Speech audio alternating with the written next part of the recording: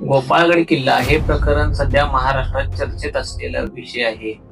किल्ल्यावरील मालकी हक्क, अतिक्रमण आणि ऐतिहासिक वारसा लाभलेल्या वादाभोवती फिरत आहे. काही दिवसापूर्वी सोशल मीडियावर एक व्हिडिओ व्हायरल झाला.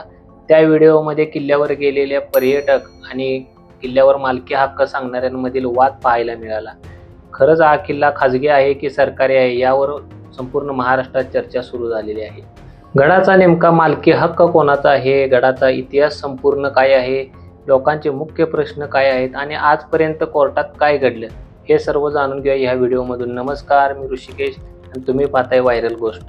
नेमकं या प्रकरणाला सुरुवात कुठून झाली तर किल्ल्यावर गेलेल्या पर्यटकांनी खाली पडलेले 2 आंबे उचलले या वादावरून या प्रकरणाला सुरुवात झाली. अय्याज मणियारी यांनी असा दावा केला आहे की त्यांच्या कुटुंबियांनी 1960 साली सरकारी लिलावातून किल्ल्याचा काही भाग विकत घेतला आहे. त्यामध्ये गट क्रमांक 82, गट क्रमांक 83 त्यांच्या नावावर असल्याचा कागदोपत्री दावा त्यांनी केलेला आहे. तर दुसरीकडे दुर्गप्रेमी आणि इतिहास अभ्यासकांचं असं म्हणणं आहे की हा किल्ला शिवकालीन ऐतिहासिक किल्ला असून या किल्ल्याची जमीन ही खाजगी मालकीकडे जाणे चुकीचं आहे. या किल्ल्याचा व्यवहार रद्द करून सरकारने हा किल्ला आपल्या ताब्यात घ्यावा अशी मागणी त्यांनी केलेली आहे. रत्नागिरी जिल्ह्यातील अंजनवेल गावाजवळ हा किल्ला आहे.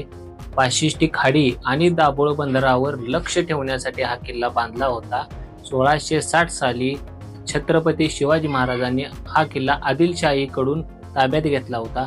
पुढे जाऊन हा किल्ला सिद्धी, आंग्रे, पेशवे आणि ब्रिटिशांच्या ताब्यात गेला. हा किल्ला सुमारे 7 एकर परिसरात पसरलेला आहे. स्थानिकांच्या माहितीनुसार हा किल्ला 1960 साली फक्त 300 रुपयात खरेदी केला होता. दुर्गप्रेमींकडून एकच इच्छा व्यक्त केली जात आहे की पुढील काही दिवसात सरकारकडून किंवा पुरातत्व खात्याकडून योग्य ती भूमिका घेण्यात यावी. या प्रकरणावरून अनेक वर्ष न्यायालयीन लढाई सुरू आहे. स्थानिक दुर्गप्रेमी दीपक वैद्य व इतरांनी कागदपत्रे गोळा करून शासन आणि न्यायालयात पाठपुरावा केला आहे. 2025 साली सरकारने हा किल्ला पुन्हा ताब्यात घेतला होता. मणियार यांना हे आरोप मान्य नाहीत, पण याच आरोपामुळे सध्या हा वाद सुरू आहे.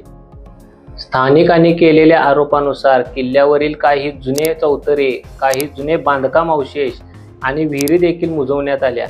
किल्ल्याभोवतील खंदक काही ठिकाणी भरून टाकण्यात आले. प्रवेशासाठी लोखंडी गेट आणि त्यांच्या सोयीनुसार बांधकाम देखील करण्यात आले. किल्ल्यावरील काही जागेत आंब्याची बाग देखील लावण्यात आली. या प्रकरणाविषयी तुमचं मत काय आहे कमेंट करून सांगा आणि सबस्क्राईब करायला विसरू नका.